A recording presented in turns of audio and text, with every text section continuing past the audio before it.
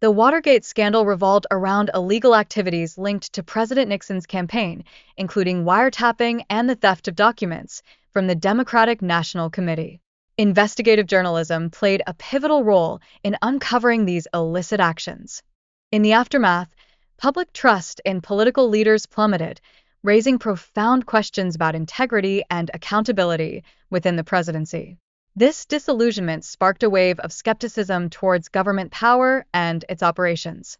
Furthermore, the leak of the Pentagon Papers, which disclosed previously concealed information about the Vietnam War, further eroded the government's credibility and shifted public sentiment. This significant leak occurred a mere 40 years after the Watergate scandal. The publication of the Pentagon Papers ignited a substantial public backlash against the Vietnam War. As awareness of governmental deceit grew, it catalyzed a transformation in public opinion and intensified anti-war activism. This legal struggle culminated in a Supreme Court ruling, reinforcing the First Amendment and the necessity of a free press. This landmark decision influenced future interpretations of free speech rights. Daniel Ellsberg, the whistleblower behind the leak, risked everything to reveal the truth. His courageous actions triggered a national discourse on government transparency and accountability. In 1971, the daring break-in by the Citizens Commission unveiled the FBI's illegal operations and the existence of the Counterintelligence Program, or CONTLPRO. Their efforts aimed to expose government corruption and the abuse of power.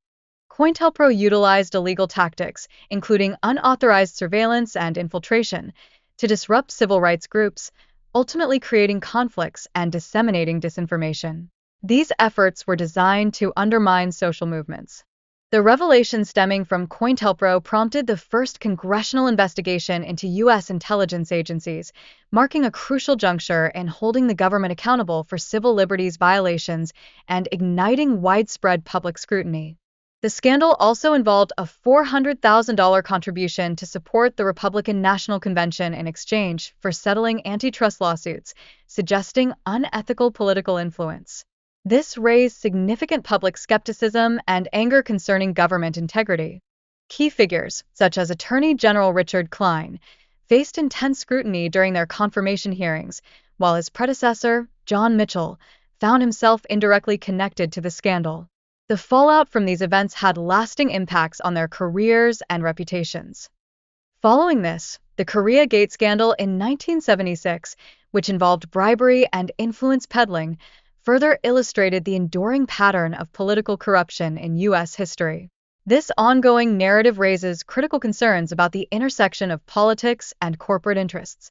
The Koreagate scandal exposed the involvement of significant figures, including Kim Jong-uk and members of the Unification Church, profoundly affecting political dynamics in South Korea.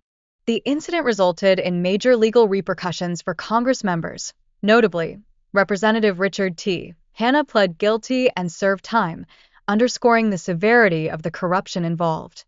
Moreover, this scandal prompted reforms in lobbying laws and heightened scrutiny of foreign influence in American politics, emphasizing the urgent need for ethical standards in governance. Kennedy's guilty plea and the ensuing suspended jail sentence highlighted the gravity of the situation.